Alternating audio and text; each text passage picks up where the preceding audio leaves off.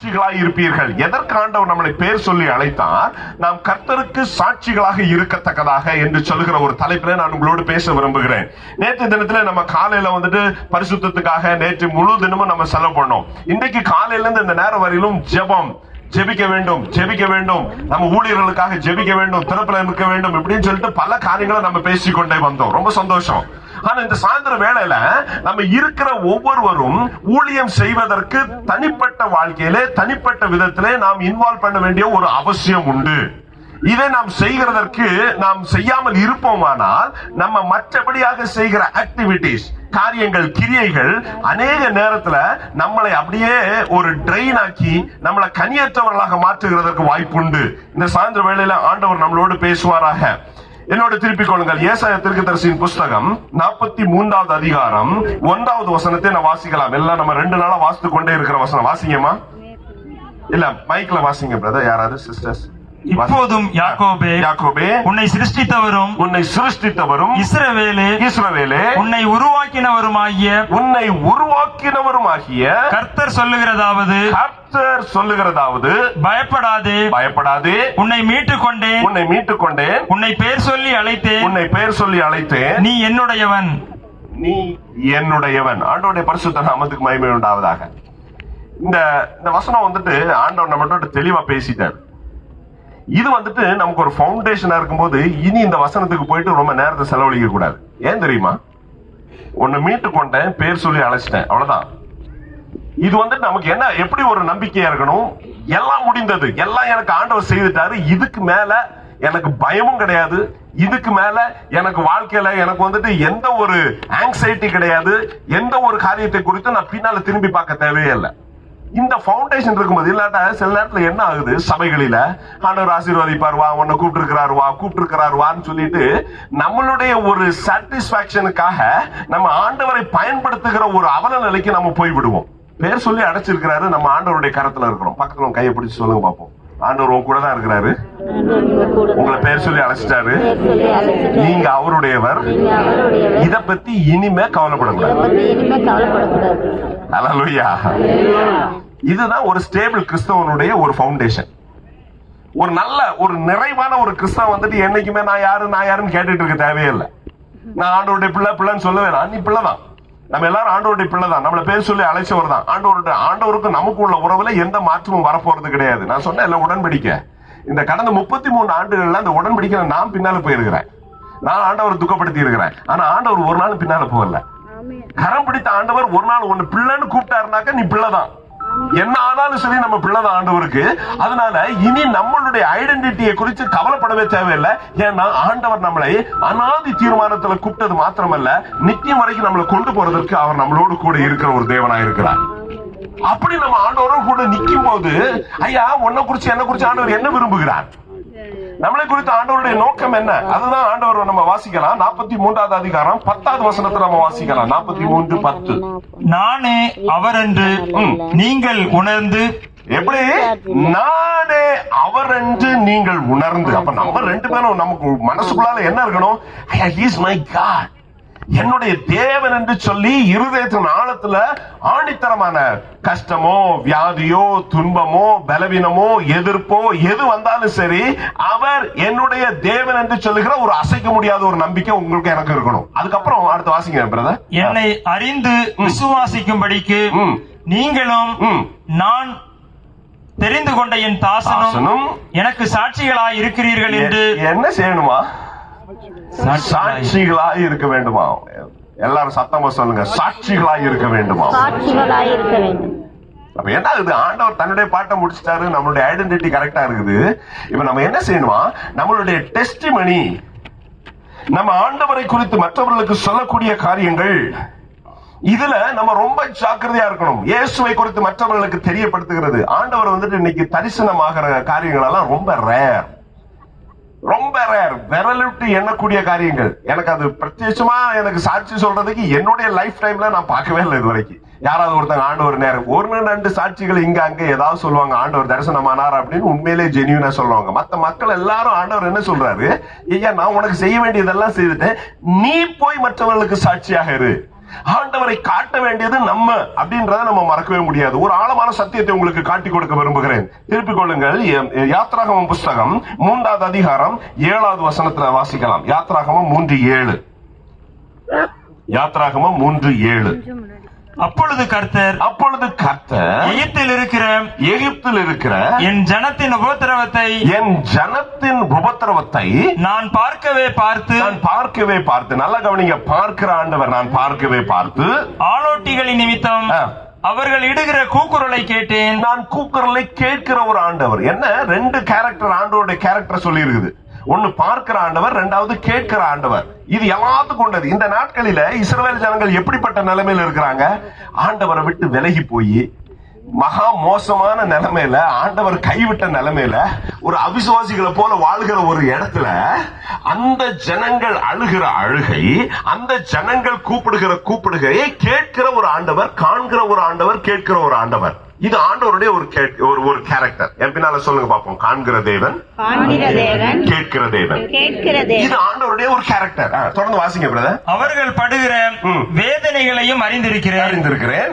அவர்களை எகிப்தியரின் கைக்கு விடுதலையாக்கவும், அவர்களை அந்த தேசத்திலிருந்து நீக்கி கானானியரும், ஏத்தியரும், எமோரியரும், பெரிசியரும், ஏவியரும், எபூசியரும் இருக்கிற இடமாகிய பாலும் தேனும் ஓடுகிற நலமும் விசாலமுமான தேசத்தில் கொண்டு போய் சேர்க்கவும் இறங்கினேன். அந்த கடைசி வார்த்தை ரொம்ப இம்பார்ட்டன்ட். அதை ரொம்ப சுருக்கமா முடிச்சிட்டீங்க. என்னது? என்ன செய்தார் ஆண்டவர்? இறங்கினேன். எல்லாரும் திருப்பி சொல்லுங்க. இறங்கினேன்.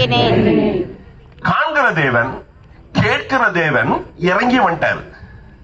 ரொம்ப சந்தோஷம். இந்த வசனத்தெல்லாம் வாசிக்கும் போது ரொம்ப சந்தோஷமா இருக்குது. நிறைய பேர் சொல்லுவாங்க, அப்படிப்பா என் ஆண்டவர் எப்படிப்பட்ட ஆண்டவர் அப்படின்னு. எனக்கு இங்க ஒரு சின்ன பிரச்சனை இருக்கு. அடுத்த வசனத்துல இருக்குது. 10வது வசனத்துல எனக்கு ஒரு பெரிய பிரச்சனையே இருக்குது. 10வது வசனத்தை வாசிங்க பிரதர். நீ இப்ப யார பார்த்து சொல்றாரு?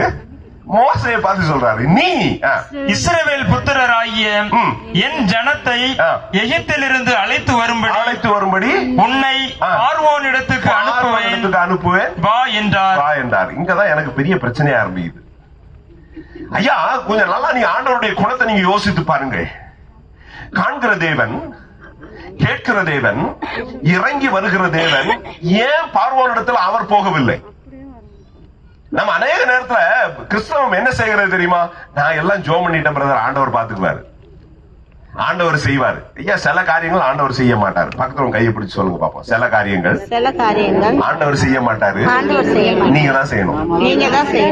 அல்லேலூயா. நான் ஒருவேளை இந்த மோசையோட இடத்துல இருந்திருந்தேன்னா நான் சொல்லியிருப்பேன், ஆண்டவரை கேட்டீங்க, பாத்தீங்க, கேட்டீங்க, இறங்கி வந்துட்டீங்க, கொஞ்சம் இந்த பார்வன்ட்ட போய் ஒரு வார்த்தை அவன்கிட்ட பேசிருங்களாம். பட்டான்னு ஒண்ணு போட்டு விடுறா அப்படின்னு சொல்லிட்டீங்கன்னா பாக்கி வேலை நான் பாத்துக்குவேன். ரொம்ப ஈஸி. அப்படிதானே? இது ஆண்டவருடைய ஒரு கேரக்டர். நீங்க வேத வசனத்துல ஆதியாகமம் முதல்ல வெளிப்படுத்தின விசேஷம் வரைக்கும் நீங்க எடுத்து பாத்தீங்க அப்படின்னு சொன்னா, God is a God who works with you and me. நீங்களும் நானும் சேர்ந்து வேலை செய்கிற ஒரு இடத்துல ஆண்டவர் வந்து நிற்கிறார். இது ஆண்டவருடைய ஒரு கேரக்டர். வேற வழியே இல்லாட்டதான் ஏதாவது தூதன் அனுப்பி விட்டு ஏதாவது தரிசனத்தை கொடுப்பார். மற்றபடி ஆண்டவர் பயன்படுத்துகிற காரியங்கள் யார், அப்படி பயன்படுத்துகிற மக்கள் யார் அப்படின்னு சொன்னா, நீங்க நான் மாதிரி சாதாரண மக்களை தான் ஆண்டவர் பயன்படுத்துகிறார். என்ன கேட்டுக்கொண்டிருக்கிற தேவனுடைய பிள்ளைய, நீங்க எந்த ஊர்ல இருந்து வந்திருக்கீங்க எனக்கு தெரியாது. இன்னைக்கு தங்கச்சி அழகா ஒரு சாட்சி சொன்னாங்க. அவங்க பக்கத்து வீட்டுல இருக்கிற ஒரு அக்கா வந்துட்டு என்ன சொன்னாங்களா, அவங்களை கர்த்தருக்குள்ள நடத்தி அவர்களை ஊழியத்திலையும் இணைத்து ஊழிய ஸ்தாபத்தோடு இணைச்சாங்களாம். அது எப்படிமா நடக்கும்? ஏன்னா பக்கத்து வீட்டுல ஒரு மனுஷனுக்கு தேவை அப்படின்னு சொன்னா அவங்க கூட இருக்கிற நீங்க தான் அந்த மனுஷனுக்கு ஒரு காரணமாக மாற முடியும். உங்க தெருவில் இருக்கிற ஒரு மனுஷனுக்கு இயேசுவை பத்தி சொல்லுகிறதோ, நீங்க வேலை செய்கிற இடத்துல இயேசுவை பத்தி சொல்லுகிறதோ, நீங்க தொழில் செய்கிற இடத்துல இயேசுவை பத்தி சொல்லுகிறதோ, அல்லது ஆண்டவர் உங்களை அழைக்கிற இடத்துக்கு போய் இயேசுவை பத்தி சொல்லுகிறதோ, there is no alternate. உங்களை விட்டா வேற ஆளு கிடையாது. அதுதான் என் வேத வசனம் சொல்லுகிறது. இந்த யாத்ராகம் அந்த அதிகாரத்தை வாசித்து இந்த 2 வசனம் பாத்தீங்கன்னா என்னுடைய வாழ்க்கையை வெகுவாக மாறிட்டு, அநேக காரியங்களை நான் என்ன செய்வேன் அப்படின்னு சொன்னா, எப்போதும் ஆண்டோட தலையில தள்ளி விட்டுருவேன். ஆண்டவரே நான் ஜோம் பண்ணிட்டேன், நீங்க பாத்துக்கோங்க. ஆனா ஆண்டவர் என்ன சொல்றாரு, இப்ப நீ ஜோம் பண்ண நான் கேட்டேன் உன் ஜெபத்தை, ஆனா சில காரியங்கள் நீ தான் போய் செய்யணும், நீ தான் போய் மக்களை பார்க்கணும், நீ தான் போய் மக்கள்கிட்ட காரியங்கள் சொல்லணும். ஏன்னா இது கடினமான காரியம். நம்ம இயேசுவை நம்புகிறது மாத்திரமல்ல, கிறிஸ்து இயேசுவின் சாட்சிகளாக நம்ம இருக்கிறதற்கு ஆண்டவர் உங்களையும் என்னையும் அடைக்கிறார் என்பதில் எந்த ஒரு சந்தேகமும் இல்லை. இதை செய்கிறதற்கு ஆண்டவர் நமக்கு உதவி செய்வாராக. இன்னைக்கு 5 காரியங்களை நான் உங்களோடு பேச விரும்புகிறேன். இந்த கிறிஸ்துவுக்கு சாட்சிகளாக இருக்கிறதுனா என்னது? நம்ம இருக்கிற இடத்துல, நம்ம போகிற வருகிற இடங்களில எப்படி நம்ம சாட்சியாக இருக்க முடியும் என்று சொல்லி பரிசுத்த ஆவியானவர் நம்மளோடு பேச விரும்புகிறார். அதை காது கொடுத்து நம்ம கேட்டு அதற்கு தக்கதாக நம்முடைய வாழ்க்கையை அர்ப்பணிப்பதற்கு இன்னைக்கு ஆண்டவர் நம்மளை எதிர்பார்க்கிறார். கர்த்தர் அதை செய்கிறதற்கு உதவி செய்வாராக.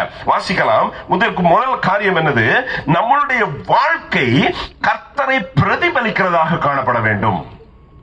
நம்முடைய வாழ்க்கை, முதல் காரியம், நம்முடைய வாழ்க்கை பர்சனல் லைஃப் கர்த்தரை பிரதிபலிக்கிறதாக காணப்பட வேண்டும். வாசிக்கலாம். லூக்கா எழுதின சுவிசேஷம் 19வது அதிகாரம் 7வது வசனம். லூக்கா எழுதின சுவிசேஷம் 19:7. இது சகேயுவை குறித்து சொல்லி இருக்கிறது. சகேயுவை ஆண்டவர் என் வீட்டுக்கு வான்னு சொல்லிட்டு, உன் வீட்டுக்கு நான் வர்றேன்னு சொல்லிட்டு கூட போகும்போது நடக்கிற ஒரு சம்பவம். வாசிக்கலாம். 7வது வசனம். அதை கண்ட யாவரும் இவன் எல்லாம் FMBB ஆளா அப்படின்னு சொல்லிட்டு அவங்க கேட்கறாங்க. இதை கண்ட யாவரும் என்ன செய்யறாங்க? இவர் பாவியான மனுஷனிடத்தில் தங்கும்படி போனார் என்று முறுமுறுத்தார்கள். ஏன் அப்படின்னா லோக்கல்ல அவனுடைய டெஸ்டிமனி ரொம்ப கெட்டு போயிருக்கு. உங்க டெஸ்டிமனி எப்படி இருக்குன்னு எனக்கு தெரியாது. நம்ம ஒவ்வொருத்தரும் நம்மளை குறித்து என்ன சாட்சி சொல்லுவாங்கன்னு எனக்கு தெரியாது. உங்க வீட்டுல வந்து கேட்டாதான் தெரியும். ஐயோ அந்த அம்மாவா ஏசுன்னு சொல்லுவான், ஆனா வாயில வர்ற வார்த்தையை எவனும் கணக்கே வைக்க முடியாது ஐயா அப்படின்வாங்க. அந்த அம்மா படுற கோபத்துக்கு அளவே கிடையாதுன்னு. அல்லது அந்த அம்மாவுடைய மருமகளை நடத்துற விதத்தை பாத்தீங்கன்னா இவங்க எல்லாம் கிறிஸ்தவங்களான்னு சொல்லுவாங்க. இப்ப புரியுதா? என்ன ஆகுது?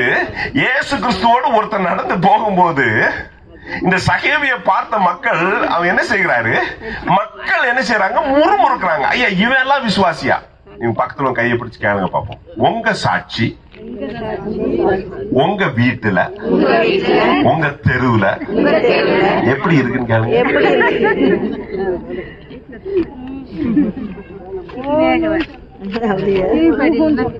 உங்க மருமகிட்ட நான் போன் பண்ணி கேக்குறேன், அப்ப தெரியும். இந்த அம்மா ஜபான்னு சொல்லிட்டு அவ்வளவு வேலை என் தலையில தள்ளிருமண்ண அப்படின்னு. ஏன்னா ரொம்ப இம்பார்ட்டன்ட் பிரதர் சிஸ்டர், ரொம்ப கவனமா நம்ம இருக்கணும் நம்முடைய வாழ்க்கையில.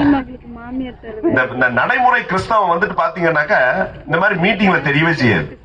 நடைமுறை கிறிஸ்தவம் வீட்டுக்குள்ளதான் தெரியும். நடைமுறை கிறிஸ்தவம் நீங்க வேலை செய்கிற இடத்துலதான் தெரியும். ஆனா இங்க சகையுடைய வாழ்க்கையில ஒரு சின்ன சேஞ்ச் நடக்குது. அடுத்த வசனத்தை வாசிங்க பிரதர். 8வது வசனம். சகேயு நின்று கர்த்தரை நோக்கி ஆண்டவரே என் ஆஸ்திகளில் பாதியை ஏழைகளுக்கு கொடுக்கிறேன். நான் ஒருவனிடத்தில் எதையாகிலும் அநியாயமாய் வாங்கினதுண்டானால் நாளத்தனையாக திரும்ப செலுத்துகிறேன் என்றான். இங்க யாரெல்லாம் டீச்சர் டாக்டர் இருக்கீங்கன்னு எனக்கு தெரியாது. ஒரு உதாரணத்துக்கு சொல்றேன்னா, ஒரு டாக்டரா இருக்கீங்கன்னு யாராவது இருக்கீங்கன்னு வைங்களா. ஒரு பேஷண்ட்டுக்கு 10,000 ரூபாய் வாங்கணும், நீங்க 20,000 ரூபாய் வாங்கிட்டீங்க. அப்ப இப்ப என்ன செய்யணுமா? அந்த வேதத்தின் அடிப்படையில நாளத்தனையா ஒரு பேஷண்ட போன் பண்ணி எப்பாங்க வா, உனக்கு நீ ஒரு ஆபரேஷன் பண்ண தெரியுமா ஒரு 6 மாசத்துக்கு முந்தி, அதுக்கு உனக்கு ஒரு 20,000 ரூபாய் போட்டிருந்த பில்லு, ஆக்சுவலா அதுக்கு 10,000 தான் உண்டு. இப்ப பாப்பா ஒரு 80,000 ரூபாய் வாங்கிட்டு போனா அவங்க கையில திருப்பி கொடுக்கணுமா? அதான் எழுதி இருக்கு. எவ்வளவு தூரம் ஒரு மனுஷன் தன்னுடைய வாழ்க்கையில இயேசுவுக்கு பக்கத்துல வரும்போது அவன் வாழ்க்கை மாறுகிறது. இதை கேட்டுக்கொண்டிருக்கிற தேவனுடைய பிள்ளைய அதை தான் ஆண்டவர் எதிர்பார்க்கிறார். இங்க இருக்கிற நிறைய பேருக்கு வந்து பாத்தீங்கன்னாக்க சில இடத்துல நம்முடைய சாட்சிகள் சரியில்லாம இருக்கும். சபைக்குள்ளால FMBB சர்க்கிள்லே நமக்கு சாட்சி சரியில்லாம இருக்கும். இல்லாட்ட வேற ஆர்கனைசேஷனுக்கு வேலை செய்யிட்டு இருப்போம், அங்க சண்டை போட்டு இப்ப FMBB வந்து சேர்றதுக்கு நிப்போம். கொஞ்சம் கவனமா இருங்க, எல்லாம் சரி பண்ணிடணும். நம்முடைய சாட்சியின் வாழ்க்கை ரொம்ப கவனமா இருக்கணும். கம்பெனியில வேலை செய்யறவங்க, தொழில் செய்யறவங்க, நம்முடைய சாட்சி ரொம்ப கவனமா இருக்கணும். இந்த சகைவே எனக்கு ரொம்ப பிடிச்சது என்ன தெரியுமா? ஒரு பப்ளிக் கன்ஃபஸ் பண்றான், அன்னையில இருந்து அவன் வாழ்க்கை மாறுது. குடும்ப வாழ்க்கையில உங்களுக்கு சமாதான கேடுகள் இருக்குமானால் இன்னைக்கே சரி பண்ணிருங்க. இன்னைக்கு போயிட்டு சொல்லும் போது வந்துட்டு மத்தவங்க சொல்லணும், பாருங்க அவங்க வந்து இப்படிதான் இருந்தாங்க, ஆனா இந்த மீட்டிங் அப்புறம் டோட்டல் சேஞ்ச். அவன் இயேசு எடுத்து வந்ததுக்கு அப்புறம் முழுமையான மாற்றம். அவன் என்ன சொல்லுகிறான்? அவன் நாளத்தனையாக திருப்பி கொடுக்கிறேன் அப்படின்னு சொல்லிட்டு அவன் சொல்லி தன்னுடைய வாழ்க்கையை அவன் மாற்றிக் கொள்கிறான். கர்த்தர் நம்மளோடு கிரியை செய்வாரா, நம்மளோடு பேசுவாராக. இது நம்முடைய கேரக்டர் பொறுத்தது. அதனால இன்னைக்கு இங்க இருந்து போகும்போது சாட்சியா இருக்கிறதுக்கு முதல் காரியம் என்ன செய்யணும்னாக்க, நம்முடைய சாட்சி கெட்ட இடங்களிலே சாட்சியை திருப்பி நிறுத்துகிறதற்கு ஆண்டவர் எதிர்பார்க்கிறார். அல்லேலூயா. ஒரு சம்பவத்தை சொல்ல விரும்புகிறேன். கல்லூரியில வேலை செய்யிட்டு இருக்கும் போது என் கூட ஒருத்தர் படிச்சு, வேற என் கலீக், என்னோட ஜூனியர் வேற, 2 பேரும் உட்கார்ந்து பேசிட்டு இருக்கும் போது வாக்குவாதம் வந்துருச்சு. அப்போ அவர் தேவையில்லாத ஒரு வார்த்தையை சொன்னாரு. நானும் பிடிச்சி வாங்குன்னு வாங்கிட்டேன். 2 பேரும் தெருநாய் மாதிரி சண்டை போட்டுக்கிட்டோம். தப்பு அவன் மேல, எல்லாம் செய்து எல்லாமே அவன் தான். நான் எல்லாம் முடிச்சுட்டு வீட்டுக்கு வந்தாச்சு. வந்து முழங்கால் போட்டோன்னா ஆண்டவர் அப்படியே, நம்ம ஆண்டவர் தான் விட மாட்டார, என்னடா பண்ணிட்டு வந்திருக்கேன். உடனே நான் ரொம்ப பெருந்தன்மையா ஆண்டவரே சரி அவன் தான் தப்புன்னா சரி அவனை நான் மன்னிச்சிட்டேன் அப்படின்னு சொல்லி நான் அதை கேட்கவே இல்லை உங்ககிட்ட. அவன் தப்பு பண்ணானா சரி பண்ணானான்னு உங்ககிட்ட கேட்கவே இல்லை. நீ என்ன பிஹேவ் பண்ண அதான் நான் உங்ககிட்ட கேட்கிறேன்.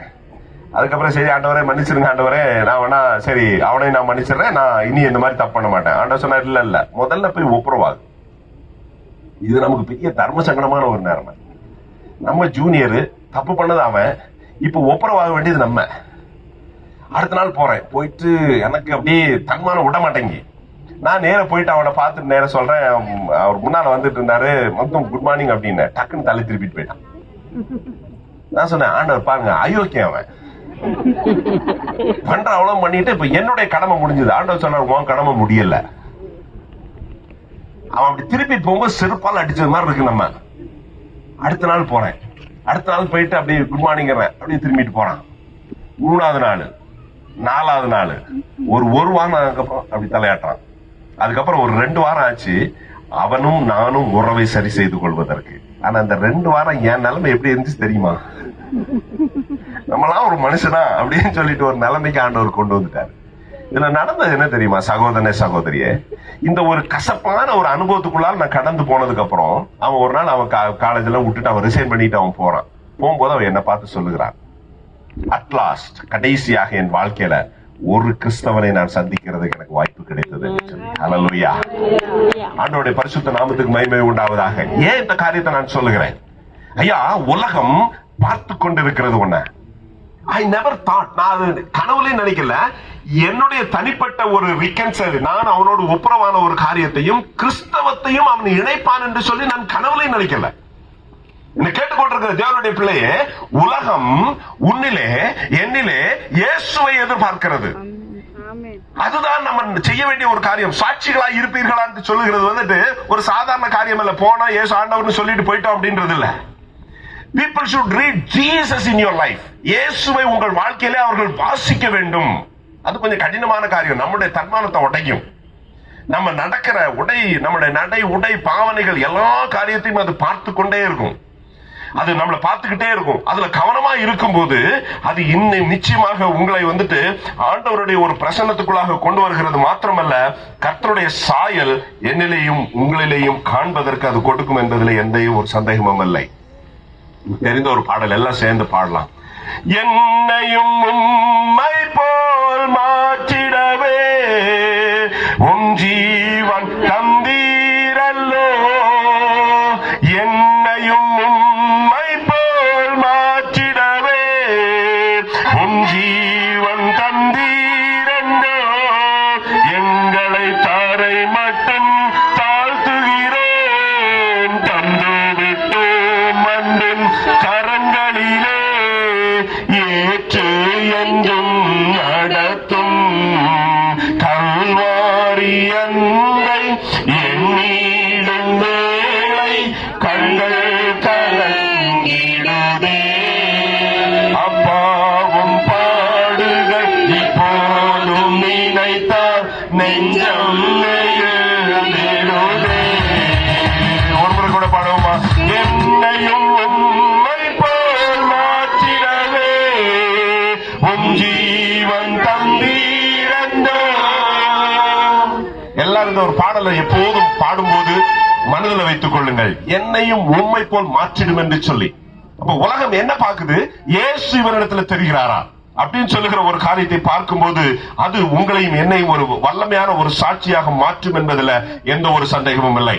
இரண்டாவதாக, ஆண்டவர் நம்மிடத்தில் எதிர்பார்க்கிற ஒரு காரியம், அவருக்கு சாட்சிகளாக இருப்பது ஒரு சாய்ஸ் கிடையாது. வேணும்னா இருக்கலாம். பிரதர், எனக்கு வந்துட்டு மாசம் FMBBக்கு காணிக்கை கொடுத்துருவேன், அதோட என்னுடைய வேலை முடிஞ்சது.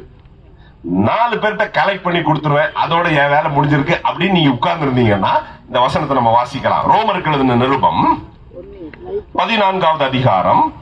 ரோமருக்கு எழுதின நிருபம் 14வது அதிகாரம். ரோமருக்கு எழுதின நிருபம் 1வது அதிகாரம் 14வது வசனம். 1:14. ரோமர் 1:14. கிரேக்கருக்கும் மற்ற அந்நியர்களுக்கும் ஞானிகளுக்கும் மூடருக்கும் நான் கடனாளியாயிருக்கிறேன். ஆகையால் ரோமாபுரியில் இருக்கிற உங்களுக்கும் என்னால் இயன்ற மட்டும் சுவிசேஷத்தை பிரசங்கிக்க விரும்புகிறேன். இதுல ஆங்கில வேதாகமத்தை நீங்க கொஞ்சம் எடுத்து பாத்தீங்க அப்படின்னு சொன்னா அதுல என்ன வார்த்தை எழுதியிருக்கு தெரியுமா? தலைவற்றவனுக்கு பார்பரிக், தலைவற்றவனுக்கும் நான் கடனாளியா இருக்கிறேன் அப்படின்னு சொல்லுகிற ஒரு வசனம். அந்த பவுல் எவ்வளவு அழகாக ஒரு காரியத்தை சொல்லுகிறான். நான் கிரேக்கருக்கும் அந்நியருக்கும் பரதேசி எல்லாத்துக்கும் நான் எப்படி இருக்கிறேன்னா கடனாளி. இதுல எத்தனை பேர் கடன் வாங்கி இருக்கீங்க வாழ்க்கையில தெரியுமா? நான் கையை தூக்க விரும்பல, நீங்க கையை தூக்கினாலும் இருட்டுல எனக்கு ஒண்ணும் தெரியாது. இந்த கடன் வாங்கினவங்களுக்குன்ற ஒரு செப்பரேட்டா ஒரு ஐடியா இருக்கும். நீங்க கடன் வாங்கியிருப்பீங்கல்ல, இந்த கடன் வாங்கின ஆளை என்னைக்காவது பாத்துருக்கீங்களா தெருவுல? எப்படி இருக்கும்? நான் உங்களுக்கு ஒரு காரியத்தை நான் சொல்லிக் கொடுக்க விரும்புகிறேன். நான் கோலாப்பூர் பட்டணத்துல வேலை செய்துட்டு இருக்கும்போது ஒரு தம்பிட்ட இருந்து ஒரு கேமரா இரவல் வாங்கினேன். தயவு செய்து இரவல் வாங்காதீங்க, ஒரு பெரிய தப்பு. என்ன, ஒரு இரவல் வாங்கிட்டு இந்த வாலிபர்கள் மூலமா மத்தியில ஊழியம் செய்ததுனால ஒரு வாலிபர் தம்பி தங்கச்சி கல்யாணம் பண்ணாங்க. அவங்க ஹனிமூனுக்கு ஒரு கடற்கரை பக்கத்து போனாங்க. இரவல் வாங்கினத இரவல் கொடுத்திருக்கேன். இது அடுத்த தப்பு. ஒண்ணு கடன் வாங்கினது தப்பு, இன்னொன்னு கடன் வாங்கினத நம்ம இன்னொருத்தனுக்கு கடனா கொடுத்துட்டோம், அது ரெண்டாவது தப்பு. இவங்க ரெண்டு பேரும் ஜாலியா போய் சுத்திட்டு திருப்பி வந்தாங்க. அவங்க கேமரா எங்கடான்னு கேட்டா, அண்ணன் தரேன்றான்னு ஆளு தரவே மாட்டேங்கிறான். அதுக்கப்புறம் 2 மாசம் ஆச்சு, புடிச்சு எங்கடா கேமரா அப்படின்னு கேட்டா, அண்ணா சாரி நான் கடல் தண்ணியில விழுந்துட்டு இருந்தேன். தர்ம சங்கடமான ஒரு நிலைமை. அந்த கேமரா கூடி எங்க இருக்குது அப்படின்னு சொன்னா, கேமரா பார்த்தா உங்களுக்கு தெரியும், அந்த உப்பு தண்ணி வந்துட்டு சர்க்கியூட்ல பட்டுச்சுனாக்க எல்லாமே ஜாமா இருக்கு. அது ஒண்ணும் இல்ல, கொடுத்திருந்தாங்கன்னா ஒரு இதுல கொடுத்து ஃபுல்லா தண்ணியில கழுவி இருந்தோம்னாக்க எல்லாம் சரியாயிருக்கும் அடுத்த நாள். Manual camera.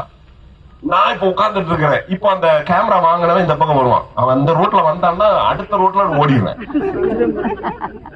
அவன் என்ன சொல்றான், எங்க அக்கா துபாயில இருந்து கொண்டு வந்த கேமரா, எனக்கு அதே கேமரா தான் வேணுங்கிறான். நான் சொன்னேன், வேற கேமரா நான் உனக்கு வாங்கி கொடுக்குறேன்.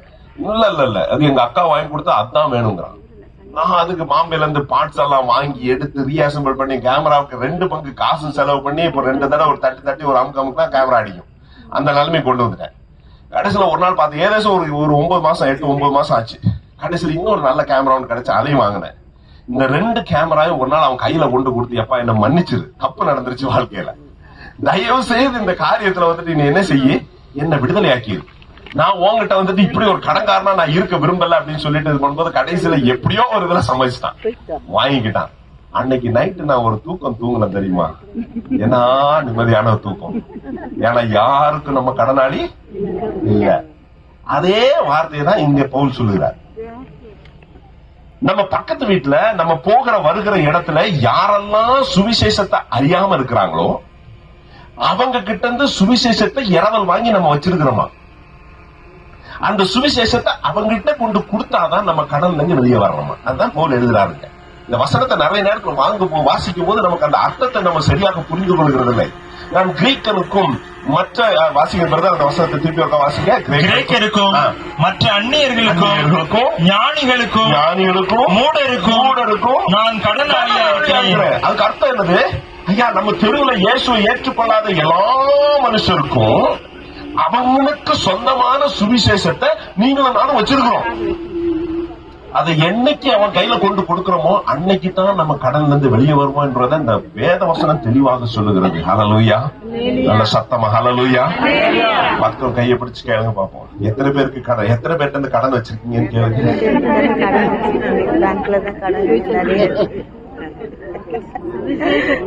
செலவு எங்க மேல வேலை செய்றீங்க, உங்க கம்பெனியில யாரும் விசுவாசி கேட்காங்கன்னா நான் மட்டும் தான் விசுவாசி அப்படிமா, பெரிய கடன்காரன் அப்படின்னு நினைச்சுக்கிறேன். புரியுதா? வேத வசனத்துல நம்ம சில காரியத்தை பார்க்கும் போது அதன் ஆழத்தை அறிந்து கொண்டோமானால் நம்முடைய வாழ்க்கையில ஒவ்வொரு நிமிடமும் தொழில் இருக்கலாம், மற்ற காரியம் எந்த காரியமா இருந்தாலும் சரி, அதுல நம்ம எப்படி இருக்கிறோம் அப்படின்னு சொல்லுகிறது ரொம்ப கவனமா இருப்போம். யாருக்கு கடன் நம்ம வச்சிருக்கிறோம். நேற்றுக்கு இங்க கோயம்புத்தூர்ல இருந்து ஏர்போர்ட்ல இருந்து இங்க வரும்போது ஒரு டாக்ஸி ஒரு தெரிஞ்ச சகோதரன் அரேஞ்ச் பண்ணி கொடுத்திருந்தாங்க. அந்த டாக்ஸில ஏறி உட்கார்ந்தோன்னு பாத்தீங்கன்னாக்கா அந்த தம்பி வந்துட்டு இயேசுவை அறியாதவர்னு சொல்லிட்டு நல்ல பட்டெல்லாம் போட்டு உட்கார்ந்து இருந்தாரு. ரொம்ப சந்தோஷம் இருக்கு. ஏன்னா என் கடன்காரன் வாங்கிட்டு வந்தால அவனுக்கு திருப்பி கொடுக்கணும். அப்ப வந்துட்டு அவங்களோட அன்பா பேசிட்டே வர்றேன். பேசிட்டு வரும்போது ரெண்டே காரியம், இந்த தம்பி சாப்பிட்டீங்களான்னு கேட்டேன். முதல் டிரைவர்னு நம்ம ட்ரீட் பண்ணுவோம். அப்படிதானே? அப்படி ட்ரீட் பண்ணக்கூடாது. அவங்களும் மனுஷங்க நம்மள மாதிரி. அன்பா அவங்ககிட்ட பேசி அவங்க குடும்பத்தை பத்தி, அவங்க கல்யாணம் ஆகல, 28 வயசு ஆகுது, கல்யாணத்தை பத்தி பேசினேன். எப்ப கல்யாணம் பண்ண போறீங்க? அவனுக்கு பயங்கர சந்தோஷம். சார் இப்படி எல்லாம் பர்சனல் லைஃப் குறித்து நல்லா பேசுறீங்களே. கல்யாணத்தை பத்தி பேசினேன், அவங்க அண்ணனை பத்தி பேசினேன், அவங்களுடைய வருமானத்தை பத்தி பேசினேன், அவங்க அப்பா அம்மா என்ன செய்யறாங்க, அவங்க காசு எல்லாத்தையும் அப்பா அம்மா அனுப்பி கொடுத்துறான். தம்பி அப்படி எல்லாம் செய்யக்கூடாது, எப்படி சேவ் பண்ணணும், சின்ன சின்ன காரியத்தெல்லாம் அப்படியே சொல்லுங்க. சார் நீங்க என்ன செய்றீங்க அப்படின்னு கொஞ்சம் கொஞ்சமா கேட்கும் போதுதான் கொஞ்சம் கொஞ்சமாக இயேசுவை பத்தி சொல்லக்கூடிய ஒரு வாய்ப்பு. ஏன்? அவன் கடன் நான் திருப்பி கொடுத்து தான் இறங்கணும். அப்போ இந்த ஒரு 3.5 மணி நேரம் தான். அந்த 3.5 மணி நேரத்துக்குள்ளால அவனுக்கு கொஞ்ச நேரம் ரெஸ்ட் எடுத்தேன். அதுக்கப்புறம் அவனுக்கு நல்லா சொல்லி கொடுத்து பாவ மன்னிப்பின் ஜெபத்தை எப்படி சொல்லி கொடுக்கணும்ன்ற அளவுக்கு நான் சொல்லி கொடுத்து அவனுக்கு இறங்கினேன். ஏன்? அந்த ஒரு சின்ன டிராவல் தான். நானே டயர்டா இருக்கிறேன். போன 3 நாள் அலிபாக்ல எங்களுடைய ஓபன் கேட்ஸ் மினிஸ்ட்ரியோட ஸ்டாஃபுக்கு ரிட்ரீட். நாங்க எல்லாம் 3 நாள் அங்க இருந்துட்டு உடனே பாதி ஒரு கடைசி ஒரு 3-4 ஹவர்ஸ்க்கு முன்னால நான் கிளம்பி வந்துட்டேன். டயர்டா தான் இருக்கணும். நமக்கு தோணும் கொஞ்சம் ரெஸ்ட் எடுக்கலாம். இல்ல, நம்ம கடன் கொடுக்க வேண்டிய ஆண்டவர் கொண்டு வந்துட்டாருன்னா கடனை கொடுத்து தீர்த்துடணும். நல்லா கவனிங்க. இந்த ஒரு எண்ணம் எப்போதும் நம்ம வாழ்க்கையில காணப்படணும். நம்ம கூட நான் ஒரு காரியத்தை நான் சொல்ல விரும்புகிறேன் உங்களுக்கு சகோதர சகோதரி. நம்முடைய தொடர்புல வருகிற ஒவ்வொரு மனுஷனும் தேவனால் நமக்கு அனுமதிக்கப்பட்ட ஒரு ஆத்மான்றதை மறந்து போயிடாதீங்க. அந்த காரியத்தை நம்ம வைத்திருக்கும் போது மாத்திரம் தான் நம்ம என்ன செய்ய முடியும். நம்ம அந்த பாரத்தினால ஆத்ம பாரத ஒரே நாள் அல்ல. சிலவங்க எல்லாம் குற்ற மனப்பான்மையில சுவிசேஷம் சொல்லுவாங்க. தயவு செய்து சொல்லாதீங்க. குற்ற மனப்பான்மையில யாருமே சுவிசேஷம் சொல்லாதீங்க. அது ஒரு பாரமா இருக்கணும், ஒரு சந்தோஷமா இருக்கணும். எப்படியாவது ஒரு காரியத்தை ஒரு மனுஷனை அவனை ரட்சிப்புக்குள்ள கொண்டு வரணும்னு. அந்த தம்பிகிட்ட பேசும்போது ஒரு நல்ல காரியம் எனக்கு ரொம்ப சந்தோஷமா இருந்தது. என்ன தெரியுமா? அந்த தம்பி சொன்னா, அண்ணே நான் ரெட் டாக்ஸி ஓட்டிட்டு இருந்தேன், அந்த ஓனர் அந்த அம்மா வந்துட்டு என்கிட்ட பைபிள் கொடுத்தாங்க, அப்ப பத்தி எடுத்து படிச்சுக்க வேண்டாம் அப்படிங்கிறான்.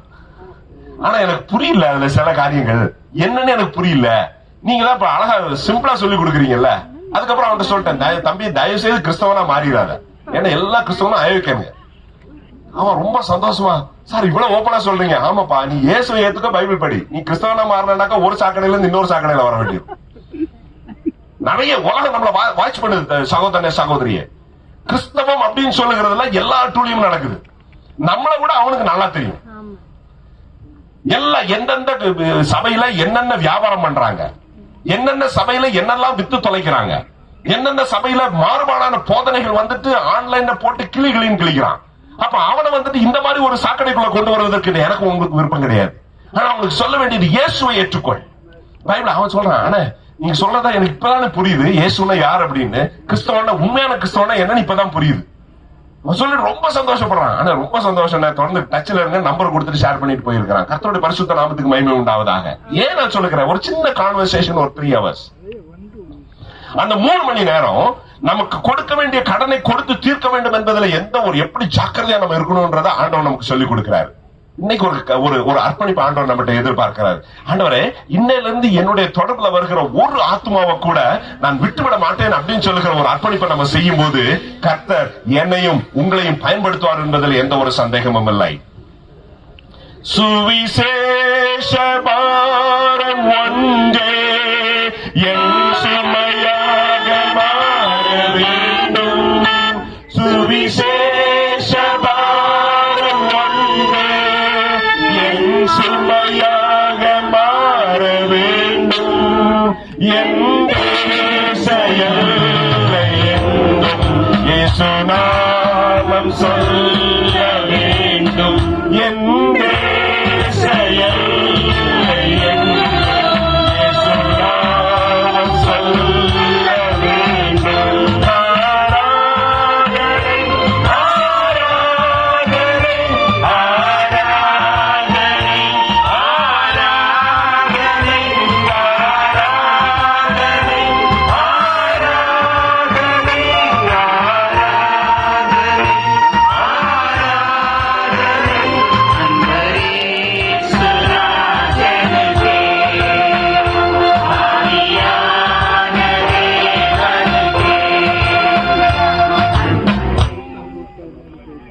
Hallelujah.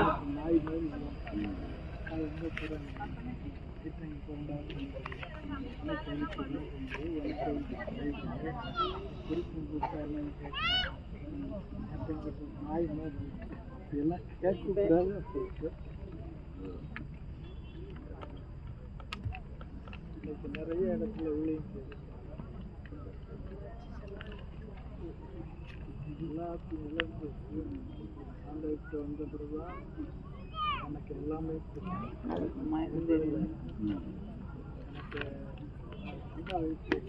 வீட்டில் வந்ததா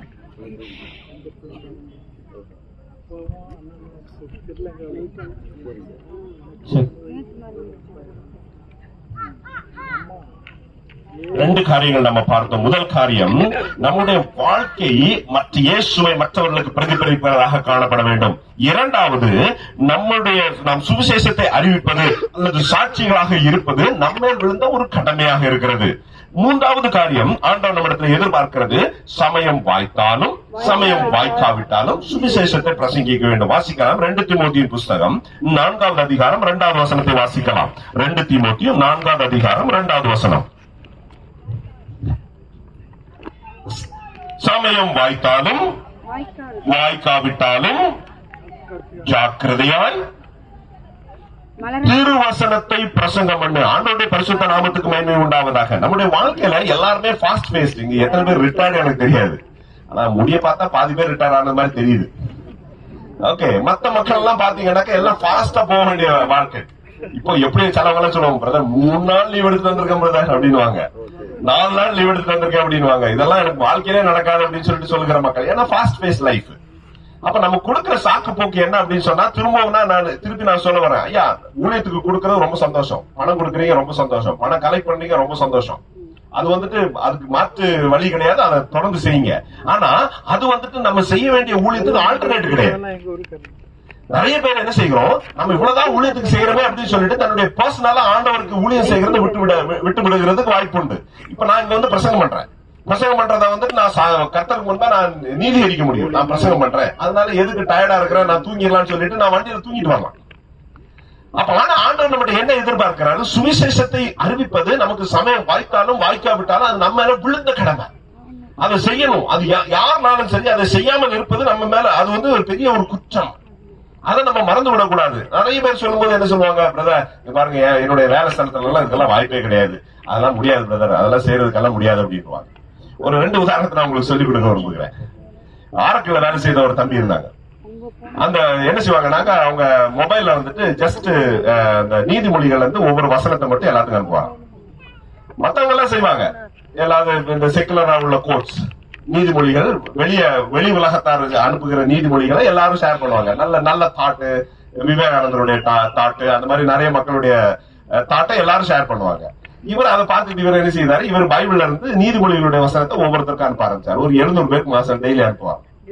இது பார்த்துட்டானுங்க. பார்த்த உடனே என்ன செய்யறாங்க, ஏழு நீ கம்பெனி இதுல நீ இது பண்றேன்னு சொல்லிட்டு இவன் எப்படியாவது அடிச்சு வெளியே துரத்தணும் அப்படின்னு சொல்லிட்டு அவங்க என்ன செய்யறாங்க, இவங்க மேல ஒரு கம்ப்ளைண்ட் எழுதிட்டாங்க. கம்ப்ளைண்ட் எழுதி, நல்ல ஐடி கம்பெனி, நிறைய பேர் ஐடில இருப்பீங்க, தயவுசெய்து கேளுங்க நல்லா.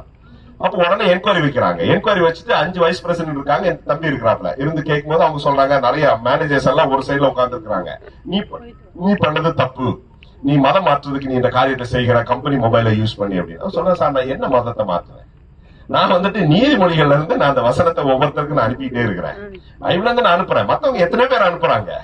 அப்ப உடனே ஒரு வைஸ் பிரசிடென்ட் கிறிஸ்தவராம். அவர் சொன்னாரா, அவர் இதுல ஒண்ணும் தப்பு இல்லைன்னு அவர் சொன்னார். உடனே சொல்லிட்டாங்களா, நீ ஒரு கிறிஸ்தவன் இன்னொரு கிறிஸ்தவனுக்கு சப்போர்ட் பண்ற, அதனால உன்னுடைய சாட்சியை ஏற்றுக்கொள்ள மாட்டேன். அதனால அந்த பிரசிடென்ட் இருந்தாராம். பிரசிடென்ட் சொல்றாரா, யாராவது ஒருத்தங்க வேற யாராவது இவன் செய்யறது சரின்னு சொல்லிட்டு நீங்க சொல்லுங்க, இந்த கேஸை நான் விட்ரா பண்ணிடுறேன் அப்படின்னா. எல்லாம் அப்படியே பின் டிராப் சைலண்ட், எல்லாம் அப்படியே உட்காந்துருக்காங்களாம். ஒரே ஒரு சீனியர் ஒரு மேனேஜர் ஒரு பொண்ணு அப்படி எரிச்சு முன்னால போனாலாம். முன்னால போயிட்டு தம்பியை பார்த்து சொன்னாலாம், தம்பி நாளையில இருந்து எனக்கும் நீங்க அனுப்புங்க அப்படின்னா. எல்லாம் அப்படியே சம்பிச்சு உட்காந்துருக்காங்களாம். என்னாச்சு அப்படின்னு பார்த்தா, அந்த பொண்ணுடைய பக்கத்து டெஸ்க்ல இவனுடைய மொபைல்ல இருந்து அந்த SMS அங்க போய் விழுமா. அப்ப அவன் ஒரு நாள் சூசைட் பண்ணணும்னு வந்திருக்கிறான். வந்திருக்கும் போது அந்த மொபைல் எடுத்து பார்த்திருக்கிறா. பார்க்கும்போது பார்த்தா அழகான ஒரு வசனம் வந்திருக்குது. அதனால ஒவ்வொரு நாளும் 9 மணி காத்துட்டே இருப்பாளாம், எப்படா அந்த வசனம் வரும் அப்படின்னு சொல்லிட்டு காத்துட்டே இருப்பாளாம். வந்துட்டு அதனால அவன் என்ன சொல்லுகிறா, நீ இந்த வசனத்தை அனுப்புற, அந்த வசனத்தை அனுப்புற, அதனாலதான் நான் இன்னைக்கு உயிரோட இருக்கிறேன், அதனாலதான் நான் கம்பெனில வேலை செய்யறேன், அதனால தயவு செய்து இந்த அனுப்புற நிறுத்திடாத, எனக்கும் சேர்த்து அனுப்பு அப்படின்னு சொன்னாலாம். ஹல்லேலூயா. நல்லா கவனிங்க. இதே மாதிரி கம்பெனில வேலை செய்து, ஐயோ என் கம்பெனி பாலிசி இது அப்படியாங்க இப்படியாங்கன்னு சொல்லிட்டு வாழ்க்கையில அந்த கம்பெனில 10 வருஷம் வேலை செய்து ஒருத்தருக்கும் சுவிசேஷம் சொல்லாம வெளியே அந்த மக்கள் உண்டு. இந்த தம்பி என்ன செய்யறாரு? சமயம் வாய்த்தாலும் வாய்க்காவிட்டாலும் பிராக்டிக்கலா சுவிசேஷத்தை சொல்லுகிறதுக்கு தானே ஒப்பு கொடுத்திருக்கிறது. அதனால சின்ன பிரச்சனைகள் எங்கேயும் அங்கேயும் வரமா இருக்கும். ஏன்னா இந்த நிமிடங்கள் நமக்கு கொடுக்கிற சில செகண்ட்ஸ் ஆகும். நல்லா கவனிங்க, எப்போதும் ப்ரிப்பேர்டா இருக்கணும். இன்னைக்கு இப்ப இந்த சென்னையில இருந்து இந்த தமிழ்நாட்டுக்கு வர்றது நான் ப்ரிப்பேர்ட் சரியா பண்ணல. நியூ டெஸ்ட்மென்ட் தமிழ் என்கிட்ட இல்ல பிரதர். யாருக்கும் ஒருத்தங்க ஒரு மெசேஜ் அனுப்பி விட்டேன், எனக்கு ஒரு புதிய ஏற்பாடு வேணும். யாருக்கு கம்ப்ளைண்ட் தெரியல, எனக்கு இன்னும் வந்து கிடைக்கல. ஏன்னா அந்த நைட் வந்தோடனே அவர் கொடுக்கணும்னு அனுப்பினா அவர் கொடுக்க முடியல. ஓகே, அதனால அவருக்கு ஏற்கனவே அந்த அம்மா கொடுத்துட்டாங்கன்னு அதை விட்டுட்டேன். மற்றபடி இப்ப நான் பாம்பேல நாங்க போகும்போது என்னுடைய வண்டியில கார்ல வந்துட்டு அல்லது பைக்ல எங்க இருந்தாலும் சரி புதிய ஏற்பாடு வச்சுக்கிட்டே இருப்பேன். எந்தெந்த ஸ்டேட்டுக்கு போறோம் அந்தந்த ஸ்டேட்டுக்கு புதிய ஏற்பாடு அந்தந்த லாங்குவேஜ்ல வாங்கி வைப்பேன். ஏன் நான் சொல்லலாம், நான் ஒரு மிஷன் லீடர், எனக்கு இத்தனை ஊழியர்கள் என் கீழே இருக்கிறாங்க, அவங்கள பார்க்கறது எனக்கு பொறுப்பு இருக்குன்னு சொல்லிட்டு ஊழியத்தை நான் நீதிகரித்து விட்டு போக முடியும். ஏன் இந்த காரியத்தை சொல்லுகிறேன்? என்னை கேட்டுக்கொண்டிருக்கிற தேவனுடைய பிள்ளைய, நாம் ஒவ்வொருவரும் சுவிசேஷத்தின் காரியத்துக்காக நம்மை ஒப்பு கொடுக்க வேண்டும். அதை செய்யும் போது மாத்திரம்தான் மற்ற காரியங்களும் நமக்கு ஆசீர்வாதமாக காணப்படும். ஏன் இன்னைக்கு கிறிஸ்தவத்துல இந்த காரியம் குறைந்து படுகிறதுன்னு சொல்லுகிற காரணம் என்ன அப்படின்னா, நம்ம மற்ற ஊழியத்தை நம்ம ரொம்ப கம்ஃபர்டபுளா செய்து விட்டு போயிட்டே இருக்கிறோம். அதான் வேத வசனம் சொல்லுகிறது, சமயம் வாய்த்தாலும் வாய்க்காவிட்டாலும் சுவிசேஷத்தை பிரசங்கிக்கும்படி ஜாக்கிரதையா இருங்கள். இன்னொரு சம்பவத்தை சொல்லிக் கொடுக்க விரும்புகிறேன். மியான்மர்ல இருந்து நான் ஹைதராபாத் வர்றேன். மியான்மர்ல இருந்து ஹைதராபாத் வரும்போது ஹைதராபாத்ல ஒரு தம்பிக்கு நான் போன் பண்ணி சொல்றேன். அவன் விஜயவாடால இருந்து வர்றான். ஒரு 5 நியூ டெஸ்ட்மென்ட் எடுத்துட்டு வரான்றேன். சரி என்ன அப்படின்னா, தெலுங்கு நியூ டெஸ்ட்மென்ட் என்கிட்ட நிறைய இருக்கும். எப்போதும் பேக் வச்சிருப்பேன், ஃபுல்லா புதிய ஏற்பாடு வச்சிருப்பேன். அப்ப அங்க போகும்போது அவன்கிட்ட சொல்லிட்டு இருக்கும்போது வந்திருப்போம், டேய் எங்கடா நியூ டெஸ்ட்மென்ட்? 2 பேரும் போகும்போது கேட்கறேன், அண்ணே ரூம்ல மறந்து வச்சிட்டேன் அப்படின்னா. சரி பரவாயில்ல அப்படின்னு சொல்லிட்டு போகும்போது இன்னொருத்தருக்கு போன் பண்றேன். போன் பண்ணிட்டு அவர்கிட்ட, அண்ணே ஒரு சர்ச்சில இருந்து ஒரு நியூ டெஸ்ட்மென்ட் வெளியே எடுத்து வைங்க, அந்த டாக்ஸி டிரைவர் கொடுக்கணும் அப்படின்னு. அப்ப அந்த டாக்ஸி டிரைவர் ஆண்டவரை பத்தி சொல்லிட்டு நான் அந்த போய் அந்த இடத்துல இறங்கி நாங்க 2 பேரும் இறங்கணும். நான் அந்த தம்பிகிட்ட சொல்றேன், டேய் இறங்காத, வண்டிக்குள்ளாலே உட்கார்ந்துரு, நான் போயிட்டு இந்த புதிய ஏற்பாடை வாங்கிட்டு வந்து இவனுக்கு கொடுக்குறேன் அப்படின்னு சொல்லிட்டு நான் இருக்கிறேன். இந்த தம்பி வந்து பாத்தீங்கன்னாக்க நம்ம வீட்டுல நிறைய ஆம்பளைகளுக்குள்ள ஒரு பிரச்சனை தானே, பாதி கேட்டு பாதி கேட்க மாட்டான். அப்படிதானே? மனைவி மாட்ட சொன்னா நல்லா சொல்லுவாங்க, நான் தானே சொல்லி விட்டேன், அவங்க சொன்னியோ அப்படின்னு அதுக்கப்புறம் கேட்பாங்க. இந்த தம்பி அந்த கேட்டகரி. இவன் என்ன செய்துட்டான், டக்குன்னு பக்கத்துல ஏடிஎம் பார்த்தா, ஏடிஎம்ல காசு எடுக்கலன்னு சொன்னோன்னா டக்குன்னு இறங்கி காசு எடுக்க உள்ள போயிட்டான். நான் ஆன்லைன்ல பே பண்ணதுனால டாக்ஸிக்கு பே பண்ணி முடிஞ்சிருச்சு. அந்த டாக்ஸிக்காரன் போயிட்டான். நான் அந்த ஹைவே தாண்டி அங்க போயிட்டு புதிய ஏற்பாடு எடுத்து அடுத்ததுல ஏறி நிக்கிறேன், பார்த்தா டாக்ஸி அழகா போகுது. நான் அந்த தம்பி அப்படியே பார்த்தேன், அவன் அப்படியே கண்ணீர் வந்துருச்சு அவனுக்கு. ஆனா எவ்வளவு ஒரு 2 செகண்ட்ல ஒரு நல்ல ஒரு மனுஷனுக்கு ஒரு வேத புஸ்தகம் கொடுக்கிற ஒரு காரியத்தை நான் மிஸ் பண்ணிட்டேன் அப்படின்னு சொல்லிட்டு ஒரு 1/2 மணி நேரம் பேசவே இல்லை அவன். அப்புறம் திருப்பி நைட் வந்து சொன்னான், அண்ணே நான் வந்து ஆண்டவர்கிட்ட மன்னிப்பு கேட்டேன். எதுக்கு மன்னிப்பு கேட்டேன்? எனக்கு கொடுத்த அந்த நேரம், அந்த சின்ன ஃபியூ செகண்ட்ஸை வந்துட்டு நான் வந்துட்டு உங்களுடைய வார்த்தையை நான் அப்படி கேட்காம நான் அதை மிஸ் பண்ணிட்டேன். இன்னைக்கு நான் ஒரு தீர்மானம் எடுக்கிறேன், இனி என் வாழ்க்கையில இந்த மாதிரி ஒரு சந்தர்ப்பத்தை நான் மிஸ் பண்ணவே மாட்டேன் அப்படின்னு சொல்லிட்டு. ஹல்லேலூயா. அதே நியூ டெஸ்ட்மென்ட் திருப்பி அவங்க கிட்ட 5 வாங்கிட்டேன். அடுத்த நாள் காலையில ஏர்போர்ட் போறேன். ஒரு லாங் ஸ்டோரி. ஏன் இந்த காரியத்தை ரொம்ப யதார்த்தமா சொல்லி கொடுக்குறேன்னா, நம்மளுடைய வாழ்க்கைக்கு அது அப்ளை ஆகும் அப்படின்னு. டாக்ஸி புக் பண்ண டாக்ஸி வரல, அவசரமா அடிச்சு புடிச்சு இன்னொருத்தரை கொண்டு வந்தா அவன் முட்டியெல்லாம் கலைஞ்சு கிடக்க அப்படியே வர்றான். வந்தோடனே சரி நானே டக்குன்னு பெட்டியத்துக்கு உள்ள வச்சு அப்பா கிளம்பு அப்படின்னு ஏறி உட்காந்து அப்படியே தூக்கி ஓட்டுறான். நமக்கு வர்ற கோவத்துல அவனை தூக்கி வெளியே போட்டு நம்ம ஓட்டிட்டு போலான்னு தோணுது. ஹைதராபாத்ல பாத்தீங்கன்னா ring road, outer ring road, அது ஏறி அப்படியே போயிட்டு இருக்கான். நமக்கு இங்க எப்படா பிளைட் மிஸ் ஆகும் அப்படின்னு ஒரு அவசரத்துல போயிட்டு இருக்கோம். பாதி வேலைக்கு ஒரு 15 நிமிஷம் போயிருப்பான். டக்குன்னு திரும்பி பார்த்துட்டு, சாரி சார் வண்டியில டீசல் இல்ல அப்படிங்கிற. நமக்கு வந்து வரும் கோவடி, எதுக்கடா நீ எல்லாம் வண்டி ஓட்டுற அப்படின்னு சொல்லிட்டு கேட்கலாம் அப்படின்னு தோணுது. அப்படியே அமைதியா இருந்து, சரி பரவாயில்ல, மேக்ஸிமம் என்ன பிளைட் மிஸ் ஆகும், சரி பரவாயில்ல அப்படின்னு அமைதியா இருக்கேன். ஒரு வார்த்தை பேசல. இது என்னுடைய சுவாபம் கிடையாது, ஏதாவது 2 வார்த்தை பேசிடுவோம், அமைதியா உட்காந்து. டக்குன்னு அதுக்கப்புறம் தான் முடிச்சிட்டு டக்குன்னு அதுக்கப்புறம் உங்களுக்கு தெரியும் ரிங் ரோட்ல வெளியே போகணும்னா 15 கிலோமீட்டர் போகணும். எப்படியோ போய் டீசலை போட்டு அடுத்து வண்டி விடுறான், 100 120 அட்டு வண்டி அழுத்துறான். அப்படி அழுத்தி போகும்போது அவன் என்ன பார்த்து கேட்கறான், சார் ஏதோ உங்கள்கிட்ட வித்தியாசமா இருக்கு சார், நீங்க யார் சார் அப்படிங்க. வேற ஒண்ணுமே கிடையாது, கிடைச்சுதான் நமக்கு கடன் கொடுக்க வேண்டிய ஆள் கிடைச்சாச்சு. முஸ்லீம் அழகா உனக்கு சுவிசேஷத்தை சொல்லுகிறேன். சொல்லிட்டே வரும்போது சொல்றான், சார் உங்ககிட்ட ஒரு சமாதானம் இருக்குல்ல சார், அது எனக்கு வேணும்னா நான் எப்படி சார் வரணும் அப்படிங்கிறான். அப்ப நான் சொல்றேன், வேற ஒண்ணும் இல்லப்பா, இயேசு கிறிஸ்துவும் வாழ்க்கையில ஏத்துக்கணும் சார், அது எப்படி சார் ஏத்துக்கலாம் அப்படிங்கிறான். நான் அவன்கிட்ட ஹிந்தியில பேசிட்டே இருக்கிறேன். அப்ப அவன்கிட்ட சொல்லும் போது அவன் வண்டியை பிடிச்சா ஓட்டான். நான் சொல்ல பிரேயர் திருப்பி சொல்றேன், ஒன்னே ஒண்ணு மனசுல ஜோம் பண்ணிக்கிறேன், கண்ணை மட்டும் மூடி ஜோம் பண்ணிக்கிறாங்க.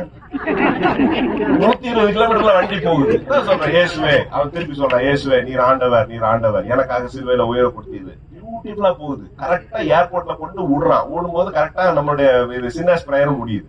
முடியும்போது சொல்றேன், சார் ரொம்ப சந்தோஷமா இருக்கு சார், எவ்வளவு வாழ்க்கையில கஷ்டப்பட்டு என்ன எதுக்கு வாழணும்னு இந்த வண்டியில தான் சார் தூங்கிட்டே கிடக்குற வாழ்க்கையில நீங்க வந்து எவ்வளவு சந்தோஷமா இருக்கு சார், இனி என்ன செய்யணும் அப்படின்னு கேக்குறாங்க.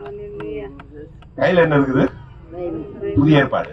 அதை எடுத்து கையில கொடுத்து, தம்பி உன் வாழ்க்கையில நீ என்னென்ன வேணுமோ எல்லாம் இதுல இருக்குது வச்சு படிச்சுக்கோ அப்படின்னு சொல்லிட்டு அடுத்து போன ஒரு நிமிஷத்துல பிளைட் கிடைச்சது. அல்லேலூயா. நல்லா கவனிச்சு பாருங்க, இது ஒரு வாழ்க்கையில நடக்கிற ஒரு சின்ன சம்பவம். ஆண்டவர் இதான் நம்மகிட்ட எதிர்பார்க்கிறார். ஒவ்வொரு கிறிஸ்தவனும் சென்சிட்டிவா இருந்து நம்ம தொடர்புல வருகிறவர், சமயம் வாய்த்தாலும் சமயம் வாய்க்காவிட்டாலும் சுவிசேஷத்தை பிரசங்கிக்கும்படி எனக்கு கேட்டுக்கொண்டிருக்கிற தேவனுடைய பிள்ளையை மேக் a commitment today. ஆண்டவரே, என்னுடைய வாழ்க்கையில நீர் அனுமதித்த எந்த மனுஷனையும் நான் விளக்க மாட்டேன் அப்படின்னு சொல்லிட்டு நம்ம சொல்லும் போது அது மட்டும்தான் நமக்கு என்ன செய்ய முடியும், நம்மள அடுத்த ஸ்டெப்புக்கு கொண்டு போறதுக்கு ஒரு வாய்ப்பை கொடுக்கும் என்பதில் எந்த ஒரு சந்தேகமும் இல்லை. Don't miss your time. 3 காரியங்கள் இதுவரைக்கும் நம்ம பார்த்தோம். முதல் காரியம் என்னது, நம்முடைய வாழ்க்கை கர்த்தரை சாட்சியாக காணப்பட வேண்டும். 2வது நம்ம பார்த்தோம், சுவிசேஷத்தை பிரசங்கிக்க வேண்டியது நம்ம விழுந்த கடமை. அதனால தயவு செய்து ஆல்டர்னேட் மினிஸ்ட்ரிய நீங்க வச்சு நீங்க காரியத்தை மாத்திராதீங்க. நான் இன்னொன்னு உங்களுக்கு இல்ல, நான் இன்னொரு ஆழமா கொஞ்சம் தெளிவாவே பேசணும்னு விரும்புறேன். நான் வந்துட்டு இப்போ முழு நேர ஊழியத்துல இருக்கிறேன். நான் கர்த்தருக்கு கொடுக்கணுமா? நான் கர்த்தருக்கு காணிக்க கொடுக்கணுமா? கொடுக்கணும். நான் தசமபாகம் கொடுக்கணுமா? 10 கொடுக்கணுமா?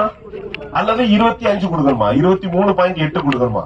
ஒழுங்கா பைபிள் வாசித்து பாத்தீங்கன்னாக்கா பழைய ஏற்பாட்டு தசமபாகம் உங்களுக்கு 22.8%. உங்களுக்கு நேரம் இருக்கும்போது இன்னொரு நான் சொல்லிட்டாங்க. ஓகே, 25% நான் கொடுக்கறதுக்கு நான் ஊழியக்காரன் நான் கொடுப்பேன்.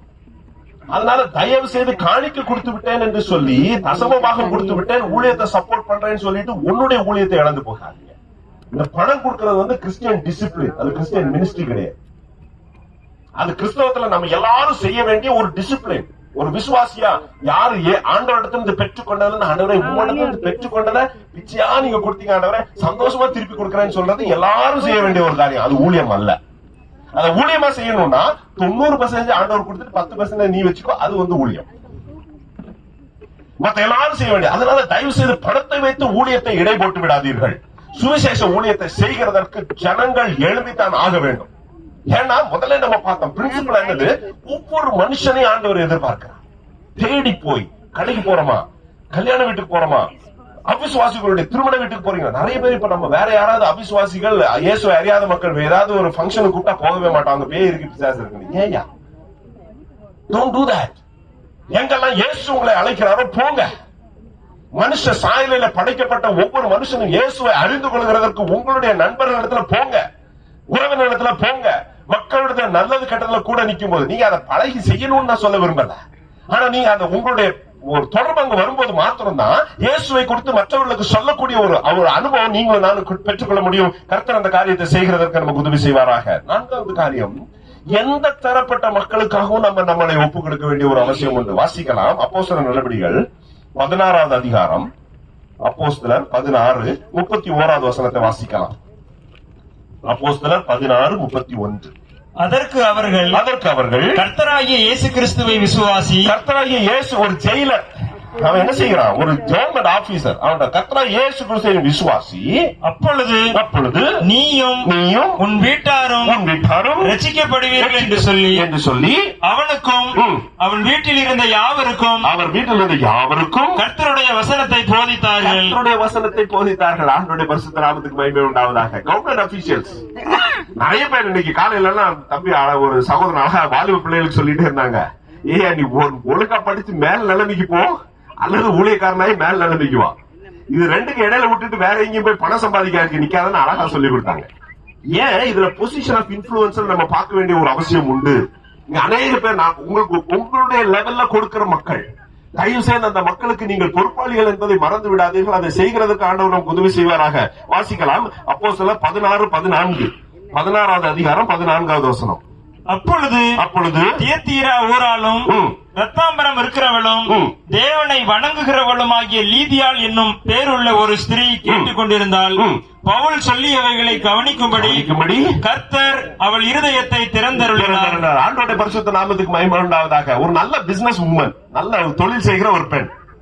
அதுக்கப்புறம் நீங்க வாசித்து பாருங்க, இப்ப வாசிக்க வேண்டாம். 40வது வசனம் பாத்தீங்கன்னாக்கா அவ ஒரு சர்ச் பிளான்டரா மாறிடுறான். சாமுவேல் அன்னைக்கு நேத்திக்கு அவங்க பேசினாங்க. என்ன செய்யறாங்க, ஒரு நல்ல பிசினஸ்ல உள்ள ஒரு ஆளை பிடிக்கும் போது கரெக்டா அவங்க வீட்டுல ஒரு சபை கூடுகிற ஒரு அளவுக்கு கொண்டு வருகிறதுக்கு ஆண்டவர் உதவி செய்கிறார். என்னை கேட்டுக்கொண்டிருக்க தேவனுடைய பிள்ளையே, உங்க லெவல்ல உள்ள மக்களை எப்படி நம்ம சந்திக்கிறோம், அதை சந்திக்கிறதை ஆண்டவர் எதிர்பார்க்கிறார். இப்ப நான் நீ உங்க கூட வேலை செய்கிற மக்கள்கிட்ட வந்துட்டு நான் இந்த மாதிரி ஒரு மிஷினரியா இருக்கேன் அப்படின்னு சொன்னா உடனே கேட்பான், வெளிநாட்டு படத்துல நீ கன்வெர்ட் பண்றதுக்கு தானே வந்தேன்னு என்ன பார்த்து கேட்டுருவாங்க. ஆனா உங்க கூட இருக்கும்போது, உங்களுடைய சமமா நிற்கும் போது, ஒரே மாதிரி பழகும் போது, அவங்களுக்கு உங்களை பற்றி எல்லாம் தெரியும் போது யதார்த்தமாக சுவிசேஷம் சொல்லுகிறதற்கு வாய்ப்புண்டு. வாய்ப்பை நழுவ விடாமல் இருப்பதற்கு ஆண்டவர் இந்த ராத்திரி வேளையில நம்மளை அர்ப்பணிப்பை எதிர்பார்க்கிறார். எப்பயாவது இருக்கிற நேரத்துல பைபிள்ல எல்லா பொசிஷன் மக்களும் இருக்காங்க. பிஷர்மேன், மீன் பிடிக்கிற மக்கள், நல்ல பெரிய ஏத்தன்ஸ்ல பாத்தீங்கன்னாக்க நல்ல ஜட்ஜ், அந்த லெவல்ல உள்ள மக்கள், எல்லா மக்களையும் கொண்டு வருகிறாங்க. நான் ஒரு உதாரணத்தை சொல்ல விரும்புகிறேன். நான் கோலாப்பூர்ல இருக்கும்போது திடீர்னு ஒரு நாள் எனக்கு ஒரு போன் வந்துச்சு. போன் வந்துட்டு பிளஸிங் யூத் மிஷன்ல இருந்து யாரோ என் நம்பர் கொடுத்திருக்காங்க, கோலாப்பூர் பட்டணத்துல இருக்கிறேன் அப்படின்னு சொல்லிட்டு. அது நான் கேட்டேன், ஏமா யார் நீங்க பேசுறீங்க அப்படின்னு. அவங்க சொன்னாங்க, நான் வந்துட்டு இந்த மாதிரி அவங்க பேரை சொல்லிட்டு BSNL உள்ள ஒரு உயர் அதிகாரியுடைய மனைவி. அப்ப BSNL உள்ள டாப் மேன் அந்த கோலாப்பூர் பகுதியில. அப்ப இவங்க எதுக்கு என்ன கூப்பிட்டாங்க அப்படின்னு சொல்லும்போது, இல்ல சார் நீங்க இயேசு பத்தி எனக்கு சொல்லுவீங்கன்னு சொன்னாங்க, நீங்க சொல்ல முடியுமா அப்படின்னாங்க. இது ஒரு வியர்டு கால். நான் சரி வாங்க அப்படின்னு சொல்லிட்டு வீட்டுக்கு வர சொன்னேன். பாத்தீங்கன்னா அவங்களும் அவங்க மகளும் வந்தாங்க. பார்த்தா அவங்க மகன் வந்துட்டு நான் பாடம் எடுக்கிற அந்த கல்லூரியில உள்ள ஒரு ஃபேஷன் டிசைன்ல படிக்கிற ஒரு பொண்ணு. ரொம்ப அழகா இருப்பான். ஃபேஷன் டிசைனிங்ல நல்லா படிக்கிற ஒரு பொண்ணு. 2 பேரும் வந்தாங்க. வந்துட்டு நல்ல ஹை ஸ்டாண்டர்ட் பீப்புள் வந்துட்டு அவங்க சொன்னாங்க, சார் இயேசு பத்தி சொல்லுங்க அப்படிங்கிறாங்க. நான் கேட்டேன், உங்களுக்கு இது எப்படி தெரிஞ்சது அப்படின்னு கேட்கும்போது அவங்க சொல்றாங்க, அவங்க வீட்டுல பாத்திரம் கழுவுற ஒரு பெண். அந்த பொண்ணு பாத்திரம் கழுவிட்டு அந்த அம்மா வந்துட்டு படிக்க தெரியாது, கை நாட்டு. அப்ப அந்த அம்மா பாத்திரம் கழுவிட்டு இருந்துட்டு இந்த அம்மா வந்து ஏதோ சோறு கொடுத்து சப்பாத்தி கொடுத்துருக்காங்க. அந்த அம்மா ஒரு சைட்ல உட்காந்துட்டு சப்பாத்தி சாப்பிடும் போது கையை வச்சு ஜோ பண்ணிருக்கு. ஜோ பண்ணிட்டு சப்பாத்தி. அப்போ அந்த அம்மா பார்த்துட்டு கேட்டிருக்கு, நீ என்ன பண்ண அப்படின்னு. நான் ஜோ பண்ண. நீ என்ன பூஜை எதுவும் பண்ணியா, ஏதாவது மந்திரம் பண்ணியா அப்படின்னு. இல்ல மந்திரம் எல்லாம் எதுவும் கிடையாது, நான் ஜோ பண்ண. யார்கிட்ட ஜோ பண்ணேன்னு கேட்டிருக்கு. நான் இயேசுட்ட ஜோ பண்ணேன். எதுக்கு இயேசுட்ட ஜோ பண்றேன்னு கேட்டிருக்கு. இந்த அம்மா கேள்வி கேட்க இந்த அம்மா, இல்ல இயேசுதாம எனக்கு சோறு போடுறாரு, அதான் நான் ஜோ பண்ணி சாப்பிட்டேன். அப்ப இயேசு யாரு? இயேசு கடவுள். இயேசு கடவுள் எப்படி சொல்றேன்? அப்ப நான் கும்பிடுறதெல்லாம் கடவுள் இல்லையா? இந்த அம்மாட்ட சொல்றேன். இந்த அம்மா கை நாட்டி உங்களுக்கு ஒண்ணுமே புரியல. இவங்க அவங்க சொன்னாங்க, அம்மா எனக்கு இதுக்கு மேல உங்களுக்கு எல்லாம் எனக்கு சொல்லிக் கொடுக்க எனக்கு புரியல, நான் ஒண்ணு செய்யறேன், எங்க பாஸ்டர்ட்ட ஒரு பைபிள் வாங்குறேன், இந்த பைபிளை வாங்கி உங்க கையில கொடுக்குறேன், நீங்களே வாசி படிச்சுக்கோங்க அப்படின்னு. இந்த அம்மா பாஸ்டர்ட்ட போயிட்டு ஒரு பைபிளை வாங்கி அந்த அம்மாட்ட கொடுத்துட்டு இந்த அம்மா ஃபுல்லா பைபிளை படிச்சுட்டு இந்த அம்மா ரசிக்கவும் மாட்டாச்சு. ஹல்லேலூயா. எழுத படிக்க தெரியாத கை நாட்டுல ஒரு வீட்டு வேலை செய்கிற ஒரு சகோதரி. இப்ப இந்த அம்மா என்ன செய்யிட்டாங்க, இந்த மகளுக்கு சொல்லிட்டாங்க. இன்னைக்கு உங்களுக்கு ஆச்சரியப்படுவீங்க, பாம்பேல வந்துட்டு ETVல அந்த பொண்ணு இப்ப நியூஸ் வாசிக்கிறான், பூனம் அப்படின்னு சொல்லிட்டு. அவங்க ஹஸ்பண்ட் பங்கச்சு, அவன் வந்துட்டு இன்னொரு டிவில ஆங்கரா இருக்கிறான். உயர்ந்த மக்கள் பாத்தீங்கன்னா நல்ல விசுவாசிகள் 2 பேரும். உங்க வீட்டுக்கு போயிருந்தேன். இதெல்லாம் யார் மூலமா வந்தது? சாதாரணமாக ஒரு பெண் தன்னுடைய வீட்டு வேலையை செய்யும் போது இயேசுவை பற்றி மற்றவர்களுக்கு வெக்கப்படாம ஜெபம் பண்ணதுனால அவள் மூலமாக கர்த்தரை அறிந்து கொள்கிறதற்கு ஒரு பெரிய வாய்ப்பை கொடுத்து அந்த முழு வட்டத்திலே அந்த ஏரியால எல்லாம் நம்ம சுவிசேஷம் கொண்டு போறதெல்லாம் இம்பாசிபிள். அப்படிப்பட்ட இடத்துல ஒரு சாதாரண படிப்பறிவு இல்லாத ஒரு சகோதரி கொண்டு போக முடியுமானால் படித்த உங்களை கொண்டு ஆண்டவர் என்னென்ன காரியங்கள் செய்ய முடியும்? ஹல்லேலூயா, ஹல்லேலூயா. எல்லாரும் சேர்ந்து ஒரு பாடல் நம்ம எல்லாரும் சேர்ந்து பாடலாம். மார்க்கம் தப்பி நடப்போரை சத்திய வழிக்குள் வந்திட சேர்த்திடுவோம் என்று சொல்லுகிற பாடல் நம்ம எல்லாரும் சேர்ந்து நம்ம பாடி, இந்த பாடல் மூலமா நம்முடைய அர்ப்பணிப்பை நம்ம ஆண்டவருக்கு நம்ம தெரியப்படுத்தலாம். மார்க்கம் தப்பி நடப்போரை சத்திய வழிக்குள் வந்திட சேர்த்திடுவோம்,